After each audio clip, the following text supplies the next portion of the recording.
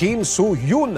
Muling itinangging nagkaroon sila ng relasyon ng yumaong aktres na si Kim Se-ron. Narito ang showbiz spotlight ni Anton.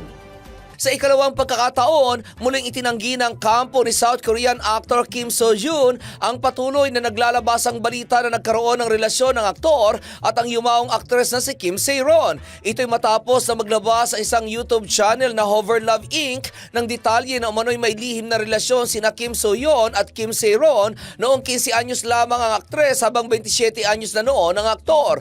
Ayon sa Hover Love Inc., tumagal umano ng halos 6 na taon ang tagong relasyon ng mga ito.